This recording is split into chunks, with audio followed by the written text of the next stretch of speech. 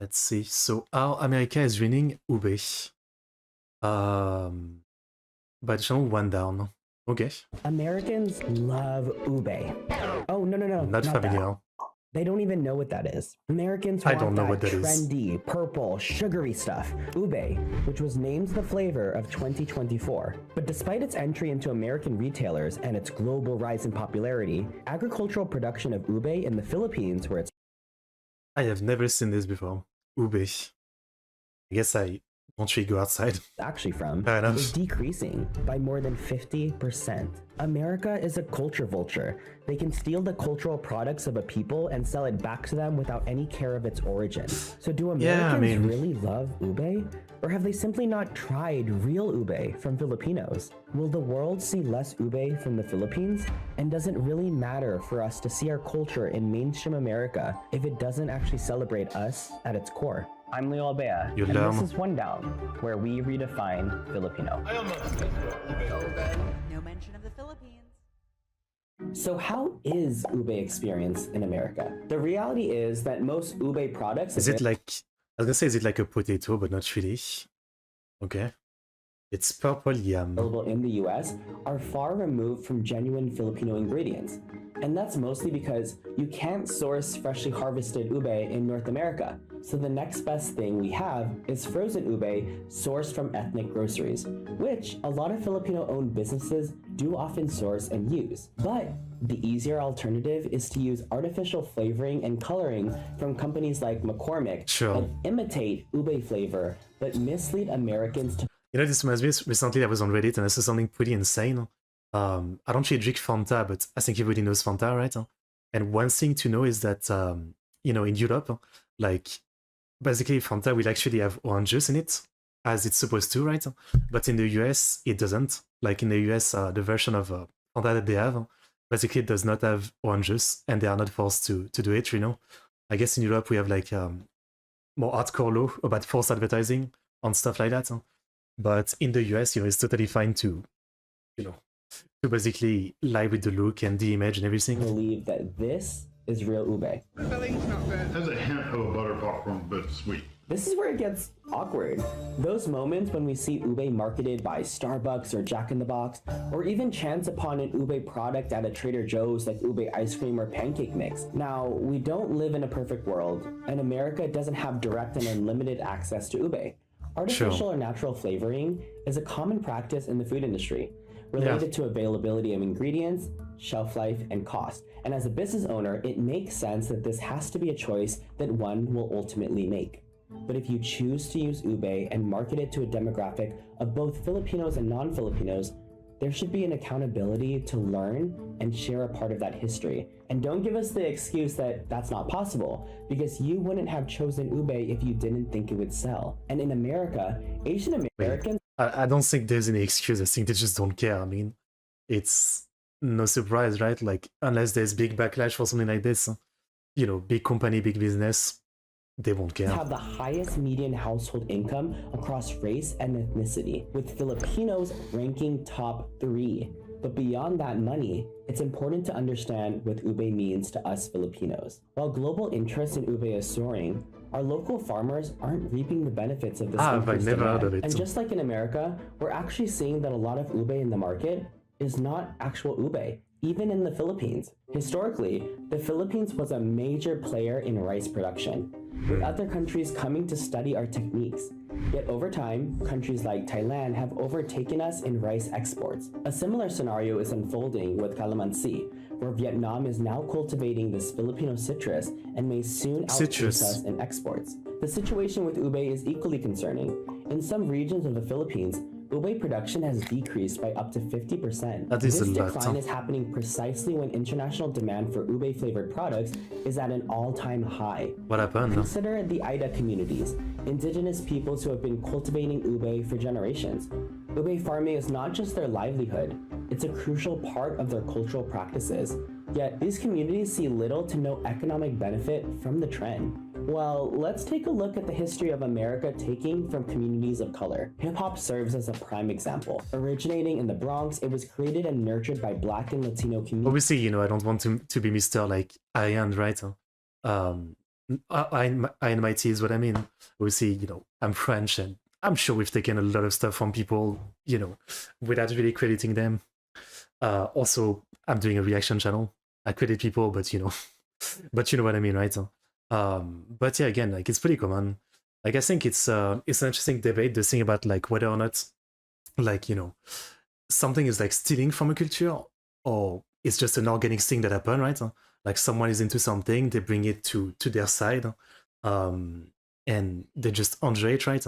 So I guess there's a difference between trying to like profit of it while trying to make it seem like it's your own thing, and it doesn't come from another place. And the difference is also and in comparison, like people who just enjoy something, but they're totally aware and interested in where it comes from, right? I mean, yeah.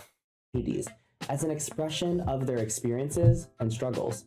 However, as it gained popularity, hip hop culture was commodified for mass consumption and stripped of its original context and meaning. America has also done this to Asian ingredients. I mean, that's why it's like the kind of debate where I'm mixed about it. Like, sure, I get the point. It was stripped of its original meaning, but like it has new meaning or something. I mean, sure, it's maybe not as good as the original, but things evolve. That's just the way it is. Yeah. Most famously known by matcha. Matcha represents centuries of Japanese tradition, originally reserved for the noble class in Japan. Matcha was a delicacy steeped in ritual and meaning. However, as it gained popularity in the West, we've seen major coffee chains and food companies profiting immensely from the trend. All the while, the deep cultural roots and traditional preparation methods were often ignored. So it's different, right? I don't know. Like, maybe my thinking is wrong. Like, I never really thought about this subject that much. But like, it's completely different, right? Like, like in the end, it's just taking tea and making their own version of it in a sense. Am I wrong? And then if you want like the true classic way of getting it, just go to Japan, right? Like it's the same thing where like, recently I ate some like, Korean noodles in like, pre-made. But I know it's completely different from like actually getting it from, like a Korean shop if I go to Korea, right? I don't know. Like what's bad about it in the sense of like it's just tea, right? Like they took tea and they're making tea products, and in a literal complete way from the way the Japanese do it with tradition. So the problem that I would see if America was trying to like literally take it, the tradition itself, how it's made, and claim it as their own. But yeah, they're literally just taking tea and making tea products. So I don't see the problem. Want ube to make it big in America. It's already at risk, with many Americans expecting that anything purple hue they're consuming for the first time is the real representation of ube. Maybe America has only really caught on to ube in the past decade, but it's been thousands of years that this has been ours, and it will continue to fall on us to educate the world on the communities that this comes from and why it matters. We have an opportunity and a responsibility to ensure its Filipino roots remain front and center. Like I get the point, but again, like this seems pretty insane to even expect the normal people to like look into, because if you think about it, like every food comes from somewhere specifically, right? With like 1,000 years of history or something, and I think most people have no freaking idea about it. Like I'll be the first to admit, I'm sure I eat a lot of food which is probably not even French, but I have no freaking idea. I mean, I guess I do know for some of them, right? Like I love pasta carbonara, right? And at the same time, I know that the way I eat it is literally not at all like the Italian way, right? Like for example, I don't like eggs, so there's no eggs in my pasta carbonara, right? But at the same time, like I don't know, I don't know. Maybe I'm not getting the points. The companies innovating within the Filipino flavor space is Dear Floor, a Filipino-owned brand dedicated to amplifying the rich history of Filipino ingredients, like ube, while creatively introducing them to new audiences. Personally, I use the ube boba gummies to help me sleep since I recently got back from the Philippines and am adjusting to jet lag. But more importantly, the gummy helped me sleep and wake up without feeling groggy the next morning. To learn more about Dear Floor, visit the website here, and a huge thanks to them for partnering with One Down to dive deeper onto the history of ube. The rising interest in ube should be a win-win situation. Our farmers who have cultivated this crop for generations deserve to benefit from its newly found popularity. Filipino communities, both in the Philippines I agree and with that, abroad, at least. I should agree with see that. their cultural heritage celebrated authentically. Corporations capitalizing on the ube trend have a unique chance to collaborate with Filipino communities. By working they won't, together, we obviously. can help grow its production and It's educate nothing new, right? consumers about ube's rich history. It's a symbol of togetherness, commonly served during birthdays and fiestas. Maybe I'm too cynical. I guess I get his point, but I guess yeah, I'm just too cynical about it. Like it seems like, you know, like asking for a miracle for a company to care about it.